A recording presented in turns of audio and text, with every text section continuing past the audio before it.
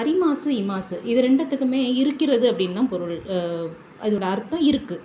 நம்ம ஒரு பொருளை வந்து இருக்குது, இந்த இடத்துல இருக்குது, இந்த டேபிள் மேலே பை இருக்குது, இந்த ரூம்குள்ளார 4 பேர் இருக்காங்க, இப்படிலாம் சொல்கிறதுக்கு இருக்குது அப்படின்றத உபயோகப்படுத்துறதுக்கு அரிமாசு அல்லது இமாசு யூஸ் பண்ணுவோம். 2த்துக்குமே ஒரே அர்த்தம் தான். இதோட பிளெயின் ஃபார்ம் அரு, இரு. இரு அப்படின்னா இருக்குன்னு அர்த்தம், அருனாலும் இருக்குன்னு தான் அர்த்தம். ஏன் 2ஆக உபயோகப்படுத்துகிறோம் அப்படின்றத பார்க்கணும். இப்போ இதுக்கு வந்து இந்த மொழியில் நம்ம எழுதுகிற எந்த இதுக்குமே ஜெண்டர்லாம் பார்க்க தேவையில்லை, ஆண் பெண் அப்படின்லாம் பார்க்க தேவையில்லை. அது வந்து ஒருத்தரா பல பேரா அப்படின்னு ப்ளூரல் சிங்குலர்லாம் பார்க்க தேவையில்லை. இருக்கிறது, இருக்கிறாள், இருக்கிறான், இருக்கிறார்கள் அப்படின்னு எதை குறிப்பிடுறதுனாலும் இந்த அரிமாசு இமாசுமை தான் நம்ம உபயோகப்படுத்த போகிறோம். எந்த ஒரு வேர்புக்குமே, எந்த ஒரு வினை சொல்லுக்குமே நம்ம வந்து அந்த ஜெண்டர்லாம் பார்க்க போகிறதே கிடையாது இந்த மொழியில். இப்போ வந்து இந்த இருக்குங்கிறத ஏன் அரிமாசு இமாசுன்னு ரெண்டு வார்த்தையாக உபயோகப்படுத்துகிறோம் அப்படின்னா, இன்அனிமேட் ஆப்ஜெக்ட்ஸ்க்கு அரிமாசுன்னு யூஸ் பண்ணணும். அதாவது தானாக நகர்ந்து செல்லாத பொருட்கள், அதுக்கு அரிமாசு அப்படின்னு உபயோகப்படுத்தணும், அவைகளை இருக்குன்னு சொல்கிறதுக்கு.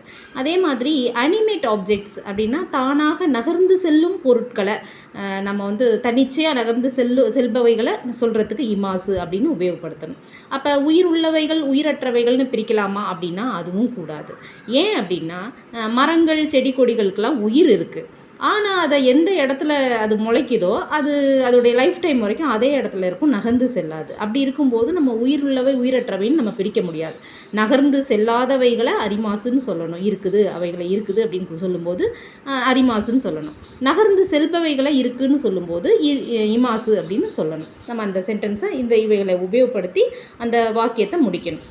இப்போ ஸ்கூல் அப்படின்றது ஒரு இடத்துல இருக்கும், தண்ணீர் ஒரு பாட்டிலில் இருக்குதுன்னு வச்சுப்போம், மரம் ஒரு இடத்துல இருக்குது, ஸ்டோன், இவைகள்லாம் நகர்ந்து செல்லாது. இவைகளை பற்றி குறிப்பிடும்போது எங்கள் வீட்டுக்கு பக்கத்தில் ஸ்கூல் இருக்குது, இந்த பாட்டிலில் தண்ணீர் இருக்குது, எங்கள் வீட்டுக்கு முன்னாடி 2 மரம் இருக்குது, இங்கே ஒரே கற்களாக இருக்குது அப்படின்னு சொல்கிறது, அப்படிலாம் அந்த மாதிரி இருக்குதுன்னு சொல்லும்போது இவைகளை அரிமாசு அப்படின்னு சொல்லணும். அதுவே இந்த மரத்தில் ஒரு பச்சை கிளி இருக்குது, பேரட் இருக்குது, இந்த வீட்டில் ஒரு குழந்தை இருக்குது, அங்கே நிறைய ஆடுகள் நின்றுக்கிட்டு இருக்கு, கோட் நிற்கிது, இந்த இடத்துல 2 பேர் பேசிக்கிட்டு இருக்கிறார்கள் அப்படின்லாம் குறிப்பிடும்போது இவைகளை இமாசு அப்படின்னு, இவங்களெல்லாம் குறிப்பிடும்போது நகர்ந்து செல்லக்கூடியவைகளை குறிப்பிடும்போது இமாசு அப்படின்னு குறிப்பிடணும். இன் ஷார்ட், எந்த இடத்துல அரிமாசு இமாசுங்கிறது எப்படி நம்ம ஞாபகம் வச்சுக்கணும் அப்படின்னா, எதை நம்ம ஒரு இடத்துல பிடிச்சி வச்சாலும் நிற்காமல் நகர்ந்து அந்த இடத்த விட்டு தன்னிச்சையாக போகுமோ அவைகளெல்லாம் இமாசு. போட்ட இடத்துலையே கிடக்கிறவைகள்லாம் அரிமாசு.